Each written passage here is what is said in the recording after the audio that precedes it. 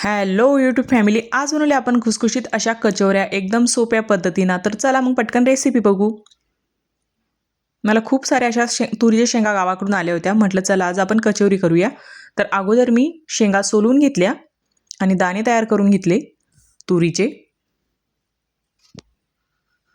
नंतर घेतलं इकडं वाटण घेतलं, हिरवी मिरची, कोथिंबीर, लसण आणि जिरं, आणि इकडे मैदा घेतला होता. नंतर सोले भाजून घ्यायचे. सोले भाजल्याने आपल्या कचोरीची टेस्ट एकदम छान अशी लागते, म्हणून थोडे हलके सोले इथं भाजून घ्यायचे.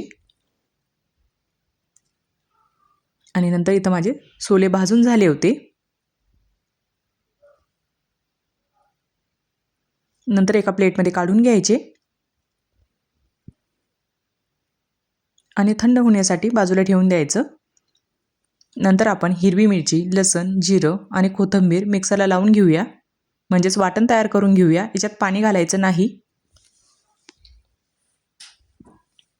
हे वाटण तयार झाले की तेल बाजूला काढून ठेवायचं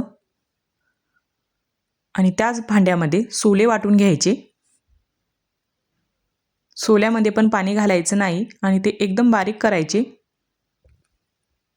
म्हणजे लाटताना आपली कचोरी फुटणार नाही, त्यासाठी बारीक करायचं. आणि इथं माझे सर्व सोले वाटून झाले होते. नंतर ठेवायची इकडे कढाई तापायला. कढाईत घालायचं तेल आणि तेल गरम झाले की त्यात घालायचं वाटण आणि व्यवस्थित परतून घ्यायचं.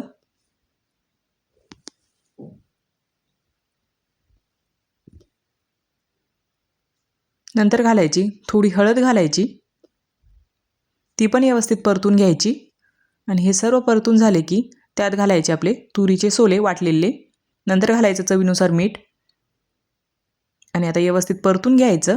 वरून थोडी कोथिंबीर घालायची आणि व्यवस्थित मिक्स करून व्यवस्थित परतून घ्यायचं.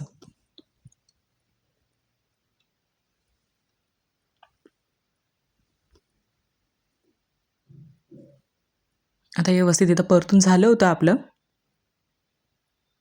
नंतर बाजूला काढून ठेवायचं थंड होण्यासाठी. नंतर घ्यायची इकडे परात घ्यायची, त्यात घालायचं मैदा. मैदा थोडा मी साईडला काढून ठेवला लावण्यासाठी. नंतर घालायचं ओवा मैद्यात. नंतर चवीनुसार मीठ घालायचं, थोडं तेल घालायचं आणि व्यवस्थित मिक्स करायचं एकजीव.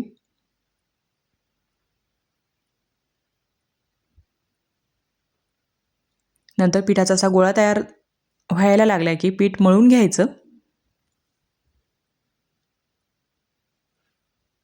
थोडं थोडं पाणी घालून पीठ मळून घ्यायचं, म्हणजेच डो तयार करून घ्यायचा पिठाचा.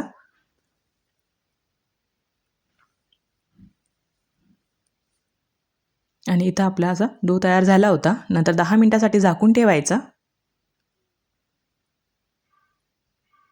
आणि 10 मिनिटानंतर आपलं पीठ छान असं नरम झालं होतं इथं. नंतर छोटा एक गोळा घ्यायचा, त्याला व्यवस्थित मळून घ्यायचं.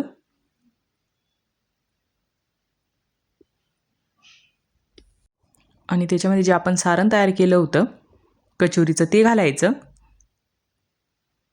असा एक गोळा भरून घ्यायचा आणि तो घालायचा आणि व्यवस्थित आता बंद करून घ्यायचं आणि थोडं हातावर हलकं प्रेस करून घ्यायचं. आणि ते कच्चे राहणार नाही म्हणून थोडं लाटून घ्यायचं, असं हलक्या हाताने लाटून घ्यायचं. आणि नंतर आता आपली इथं कचोरी तयार झाली होती आणि सर्व इथं मी अशा कचोऱ्या तयार करून घेतल्या. नंतर ठेवायचं इकडं तेल गरम करण्यासाठी. आणि तेल पण आता आपलं इथं गरम झालं होतं आणि त्यात मग कचोरी सोडून द्यायची आणि छान अशी टंब आपली इथं कचोरी फुगली होती. सोनेरी कलर येईपर्यंत कचोरीला फ्राय करून घ्यायचं आणि नंतर काढून घ्यायचं साईडला. आणि सर्व कचोऱ्या इथं मी तयार करून घेतल्या होत्या.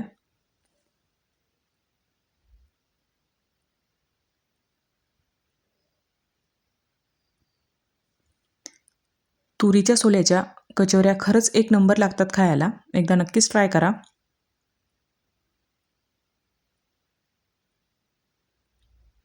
आणि त्यासोबत मी थोड्या हिरव्या मिरच्या पण फ्राय करून घेतल्या होत्या. कचोऱ्या झाल्यानंतर